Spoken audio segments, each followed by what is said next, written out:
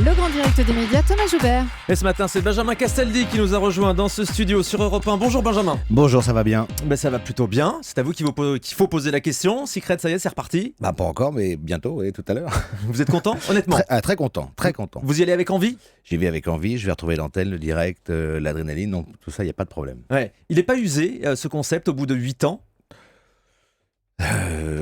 Pas tant que ça, puisqu'on est encore là ce soir et pour quelques semaines, on verra, j'en sais rien. De toute façon, tous les formats, au bout d'un moment, quels qu'ils soient, traversent les années. Il n'y a pas tant de programmes que ça qui font 8 années. De mémoire, à part Fort Boyard et Koh-Lanta, j'en connais pas ou peu. Si, il y a les chiffres et les lettres. Mais... On n'est pas dans la même catégorie. et Motus, mais voilà. Donc, on verra. Moi, j'ai le sentiment qu'il y a une vraie attente cette année.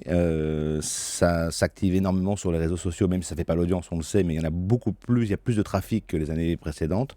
Donc, why not? Et vous n'êtes pas usé au bout de 8 ans? Moi, je suis pas usé, non. Je suis en pleine forme. Vous allez me regarder ou pas? C'est vrai, vous portez très bien. Vous allez faire donc l'hebdo tous les vendredis soirs, et également les quotidiennes. Ça, c'est une surprise parce que dans un premier temps, on avait dit que vous ne seriez pas sur la quotidienne. Alors, c'était une volonté d'essayer de passer à du tout en images. J'avais dit, moi, déjà à l'époque, et à TF1 et Endemol, que ce serait compliqué pour une raison très simple, c'est que la maison vit en même temps que nous, et que le tout en images, comme il est fait sur Énergie 12 ou sur W9, est plus facile à faire, puisque tout a été enregistré. Donc, on part d'un point A et on sait où on va. Nous, on ne sait pas. On va à plus de 2-3 jours, donc c'est beaucoup plus complexe et difficile. Donc du coup, je reviens pour les quotidiennes. Ça veut dire que la prod a lorgné sur ce qui se fait sur W9 et sur Énergie 12 avec les enjeux à télé-réalité ou des ch'tis pour avoir cette nouvelle écriture? Lorgné, je sais pas, mais c'est évident que ça a dû faire quelques interrogations. C'est ces programmes qui marchent, qui fonctionnent très bien. C'est eux qui ont donné un coup de vue à Secret Story, peut-être? Un coup de vieux, je sais pas. Moi, je pense qu'on est la référence et le référent, et que sans nous, ils n'existeraient pas. Donc voilà, ça c'est ma réflexion. Après, ce qui est certain, et c'est pour ça qu'on a changé de lieu et qu'on a pris cette maison et ce très très beau jardin qui est le plus beau, je pense, qu'on ait fait depuis le début de l'aventure. Je pense que visuellement, oui, on avait pris un coup de vieux, parce que c'est sûr qu'une maison totalement psychédélique de toutes les couleurs, ça faisait mal aux yeux. Ça piquait un peu les yeux et ça piquait un peu la tête des candidats. Donc on a fait quelque chose qui est plus ancré dans la réalité. Après, on a gardé les fondamentaux. Ça reste Secret Story, ça reste une chasse au secret, ça reste une télé-réalité d'enfermement. Et pour ça, on est assez confiant sur la force du format et du concept. On avait dit aussi que la maison pourrait être délocalisée dans le sud ou à l'étranger pour marcher un petit peu sur les plates-bandes, des enjeux à télé-réalité ou des ch'tis qui proposent toujours des paysages paradisiaques. Ça a vraiment été évoqué, cette piste? Pas réellement. Je pense que la seule piste qu'on a évoquée, et qui pour moi était la seule possible, c'était de passer de Secret Story à Secret Island. C'était ma volonté. Je pense qu'une île, je sais pas, un Motu, ça aurait été absolument génial visuellement. En dehors de ça, on n'aurait pas été ni à Los Angeles, ni à Las Vegas, ni à Copacabana, quoi. Et pourquoi ça s'est pas fait? Je pense que c'est un peu cher.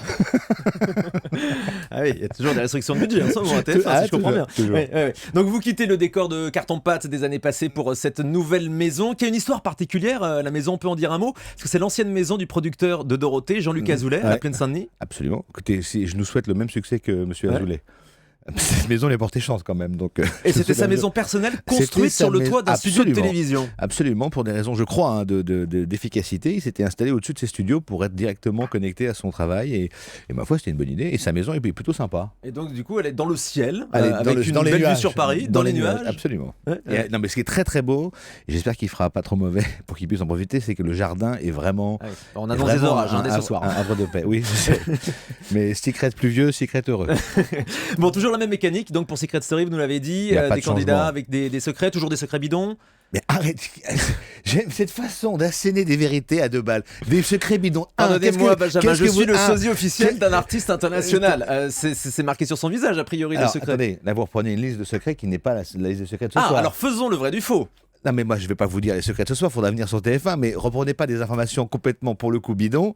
Il n'y a absolument pas un sosie, non, pas du tout. Les secrets qu'on a pris, moi vous savez, je n'ai pas de langue de bois. Il y a certains secrets qui sont des secrets mécanisés, on doit faire une balance entre un bon casting et de vrais secrets. Quand on a vous inventez des secrets pour des bonnes personnalités. Est-ce que me laissez terminer? Jean-Marc Morandini sort de ce corps.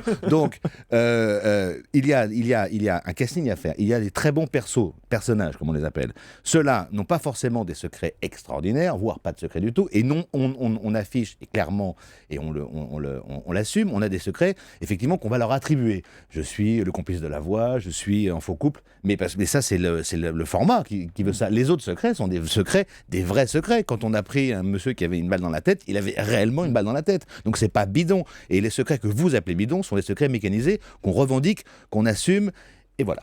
C'est clair. Est-ce qu'il y aura Oscar, le petit chat maltraité, à Marseille, dans la maison? On a entendu cette info sortir cette semaine. Écoutez, je pense que ce pauvre chat a déjà suffisamment souffert, donc c'est pas le moment de l'enfermer avec 15 fous furieux dans une maison. C'était donc une fausse information. Mais comme tout ce qui est sorti, hein, tout ce que vous avez dit, c'est que du bidon. Hein. Des anciens candidats? Pour ça, je pense qu'on se réserve le droit de les faire revenir quand on veut. Mais je ne peux pas vous dire quand. Ouais. Et je ne sais pas s'ils reviendront. Beaucoup de mystères, beaucoup de secrets autour de oui, cette mais saison. Ça, c'est la com, vous savez. C'est ça. Comme formidablement orchestré. Parce que quoi, c'est la saison de la dernière chance, honnêtement, pour Secret Story. Il faut frapper fort cette année. Je l'ai dit dans le Parisien ce matin, c'est une année charnière où on passe, et je pense qu'on peut passer pour plusieurs années et devenir un programme d'été comme les Koh-Lanta ou comme les Fort Boyard, où ça passe pas, ça casse, et on aura vécu 8 années de bonheur absolu. Qu'est-ce que vous avez contre M6, non, Benjamin Castaldi? Je n'ai rien contre M6, je ne sais pas ce qui s'est passé encore avec cette interview. On va rappeler, oui. TV Mac tout d'abord, vous dites L'amour est dans le pré, c'est l'émission que je déteste le plus au monde. Ça c'est vrai.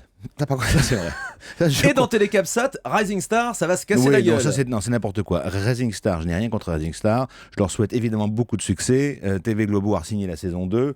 En Amérique, ça marche moyennement, mais ça, c'est pas pour ça que ça ne marchera pas en France. Donc, je n'ai rien contre Rising Star, j'ai rien contre M6, ni contre, et où j'ai beaucoup d'amis, dont Thomas Valentin.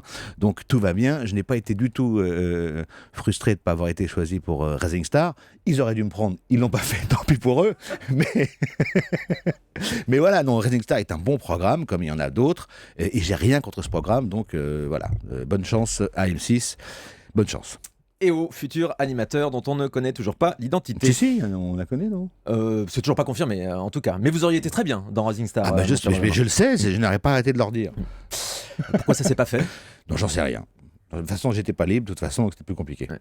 Bon, on parle aussi de The Winner Is, c'est l'autre rendez-vous estival sur TF1 cet été, ce sera le 2 août en prime. Alors là aussi, vous avez eu des déclarations dans Télécapsat Hebdo, alors je sais pas ce qui s'est passé avec le magazine. Non, moi non plus, parce que vous avez dit, on ne va pas s'emballer, ça sent quand même la difficulté, quel enthousiasme. Non, mais je sais pas, parce que je les ai rencontrés en Argentine, et je ne sais plus ce que je leur ai dit. Peut-être décalage horaire. Peut-être c'était très tard, je ne sais pas. En tous les cas, non. Alors vous y croyez quand même à The Winner Is? Non, mais j'y crois. 2, la concurrence escalée. Je crois que c'est Fort Boyard qu'on est en face de nous. Et en plus, on a Michael Drucker. Donc, ça, c'est dur. En deuxième partie de soirée avec ça va alors. Ils dormiront, sa clientèle. Ça va leur faire plaisir. C'est nos auditeurs aussi, vous le savez. Bien sûr, mais je plaisante, c'est une petite boutade. Non, et c'est vrai que c'est un nouveau format qui est assez différent de ce qu'on a pu voir. Et effectivement, c'est toujours compliqué et difficile de lancer un format. Donc oui, ça va être difficile. Maintenant, si ça passe, tant mieux. Ça passe pas, ça passe pas. Vous avez tourné aussi un pilote de jeu pour France 2 dernièrement. Alors après M6 et TF1, France 2, ce sera votre prochaine chaîne? Je ne sais pas. Vous auriez envie? Pas dans l'immédiat. Pourquoi vous avez fait ce pilote? Parce que j'ai la chance maintenant d'être libre, donc tout ce qui m'intéresse et tout ce qui peut me faire avancer, progresser, et que j'ai envie de faire, que ce soit l'émission que je vais faire pour 13e rue, Passeport pour le crime, que j'ai tourné en Argentine, qui était extrêmement intéressante, où j'ai fait du terrain et du reportage, que ce soit Tahiti Quest avec Gulli, qui était un pari un peu fou, c'est bien foutu de ma gueule, mais ça a très bien marché. Ouais, près d'un million de téléspectateurs sur la TNT. Non, 4 fois sur 5 promis la TNT, près de 10 millions de téléspectateurs en tout, donc c'est très bien. Et maintenant, je m'autorise plein de choses, donc c'est plutôt bien. Ouais. À la rentrée, vous faites quoi? J'en sais pas. Ce sera sur TF1? Je sais pas. On vous a rien promis? On vous a rien dit? Rien. On attend de voir si Secret Story marche? Moi, j'attendrai pas. Ça c'est dit. Et si Secret Story marche, est-ce que vous seriez le présentateur de la future saison? Il faudrait qu'on soit d'accord maintenant. C'est toujours compliqué apparemment les relations avec tes Non, mais moi je peux pas passer ma vie à attendre qu'on me dise je t'aime, donc on se met d'accord maintenant ou je passe à autre chose. Mais ils le savent, c'est pas nouveau, c'est pas un scoop.